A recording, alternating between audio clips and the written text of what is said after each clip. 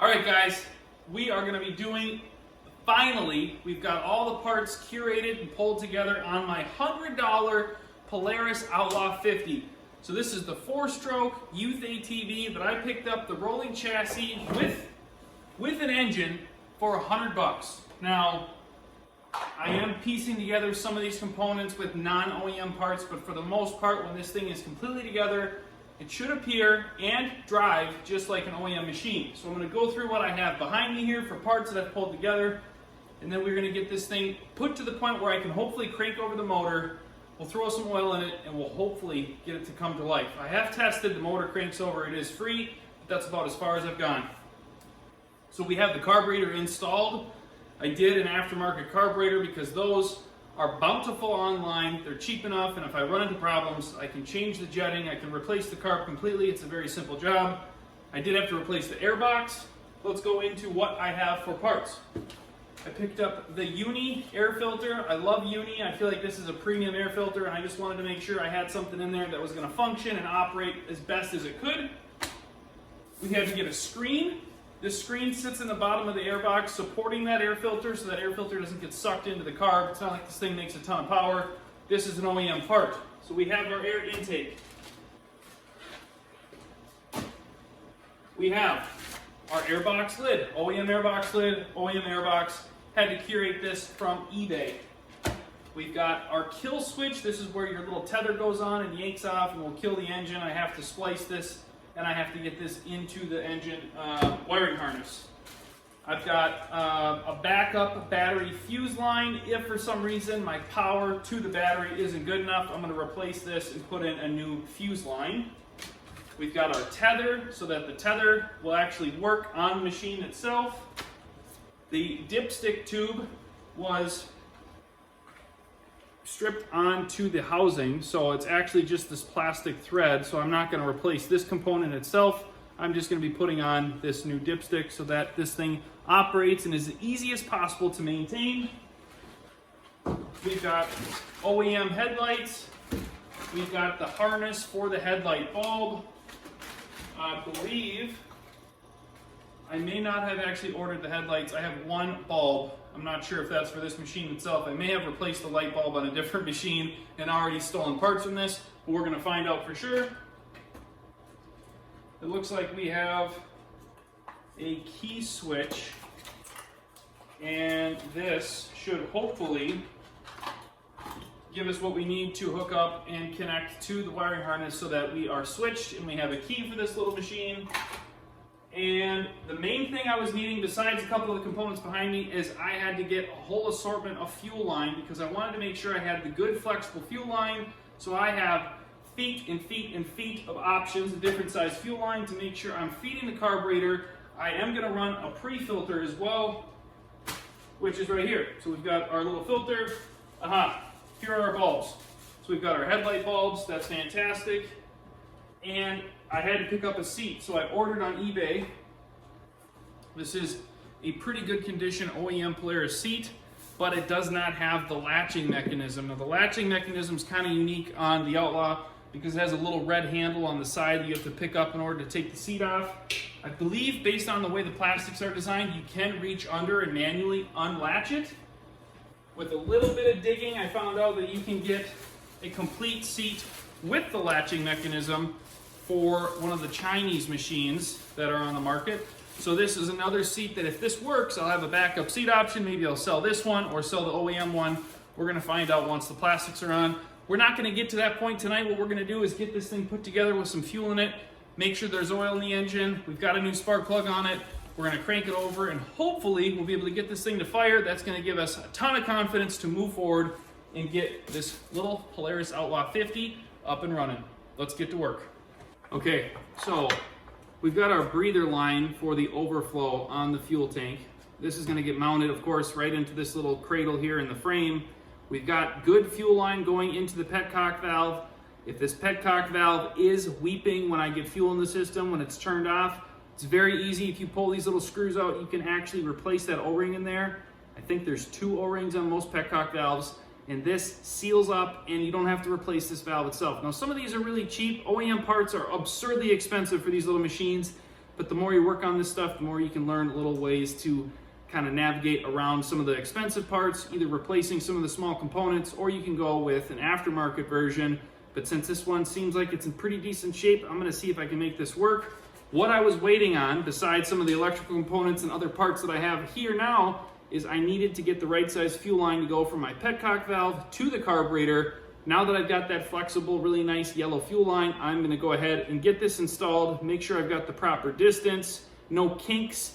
If I can fit that pre-filter in where this little tiny area is, I'll do that just to make sure there's not any sediment or small pieces that are gonna get into the small, tiny little jets in this carburetor, because that makes a huge difference in how the machine runs, the performance. And if you guys aren't running any type of fuel additive, a stable, a fuel med, engine med, stuff like that to keep these engines alive, you're gonna run into problems because these carbs are so prone to plugging their jets, especially the pilot jet.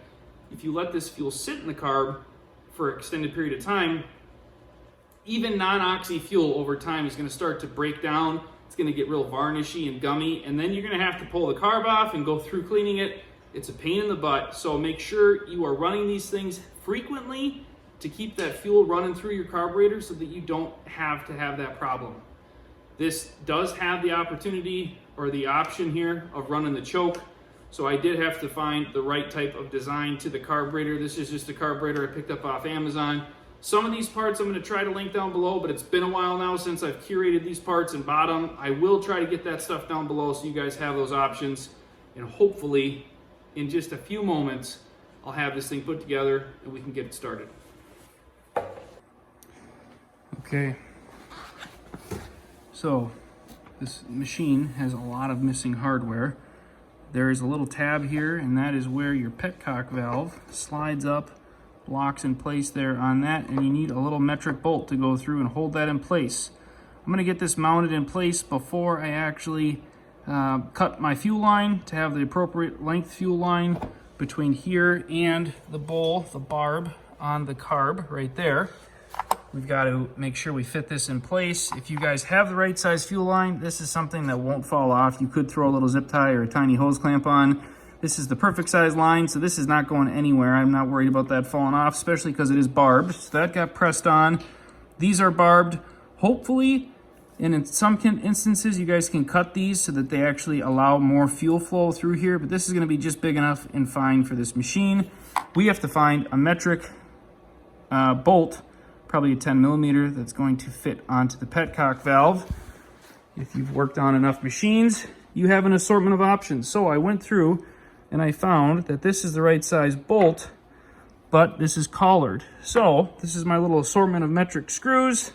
I have to dig through here, find a screw that fits, and go ahead and toss that on there. All right, just like that, magic, we have our bolt. There's going to be a day where I run out of screws and hardware, and I'll have to buy another parts machine, disassemble it, and then I'm restocked. Slide this up on here. We'll get this started.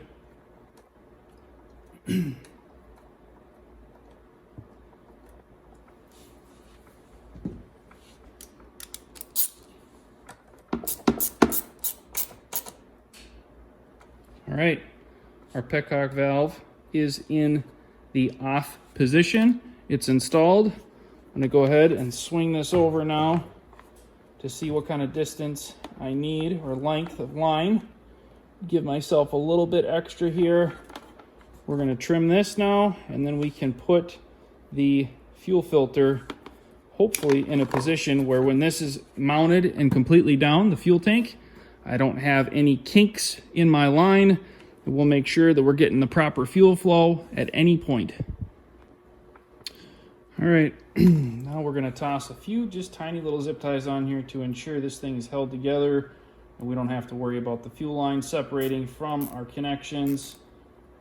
Super easy to replace, very cheap. You can buy a bundle of these and you are set and invincible with having secure lines.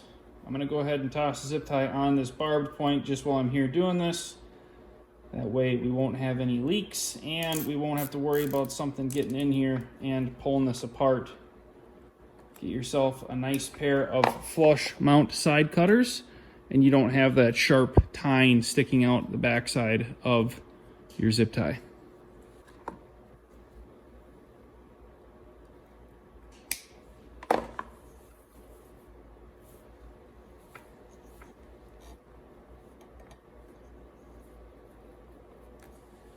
There we go. A little bit of pressure down from the tank. This isn't going to kink. We're in good shape. I'm going to throw a zip tie around the barb on the carburetor, and then our fuel line's installed. Next thing we can do, we are going to check for oil, fill it up with some non-oxy premium fuel, and then let's see if we can get this thing to fire. Okay, quick update on something I knew I had to do. I forgot about it. I didn't mention it earlier in the video. I had to do some wire diagnosing and some crimping on of new connections. So this is the wire harness that comes OEM for some type of a Polaris Outlaw, but this plug connection wasn't on the machine. So what I did was figured out how to test with an ohm meter when the key's on and off, that this makes contact. I know that the contact for the tether kill switch is running off of this lead. So what I did was check the 4 wires that I had missing. We have on-off key power for the wires that are going to connect together here, and then the wires that are connecting into the wiring harness here is for the kill switch. So now when I connect all these together, the horn will work, the starter will engage and turn over the motor. So we are sitting at a point now where I'm just going to go ahead and check the oil. We're going to get it filled with some fuel. We'll crank it. Let's see if we can get it to fire. Fingers crossed.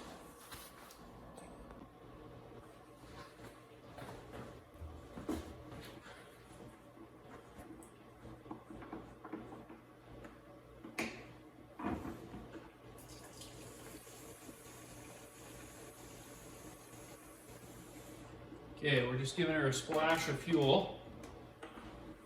The battery that's in it needs to be replaced, so I'm going to get a NOCO or some type of a replacement battery for the ignition. It does have oil. Once I get it to fire up and run, then I'll go ahead and change the oil, replace that dipstick, put an air filter on it, go through it further. I don't even know if I'm going to have enough cranking power, but let's go ahead and turn the key on and see if we can get this thing to pop off. I gotta get my key switch connected actually. All right. Perfect. Okay. Key on. Let's see if we can get it to wake up.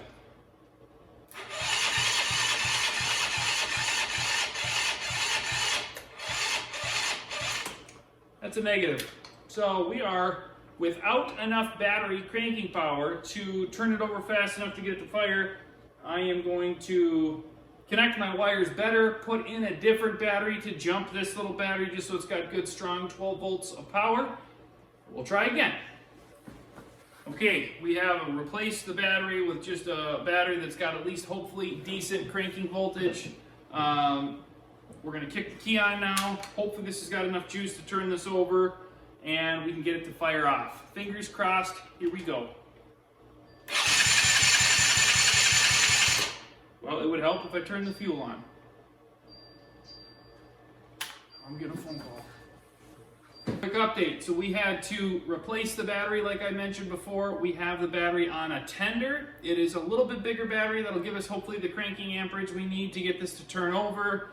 The fuel is on. We've got fuel going into the carb. I don't see any leaks at the current moment, which is a positive. We're going to cycle the key on. The choke is on. Airbox is wide open. So I don't expect this to run good. Just want to see if we can get it to come to life.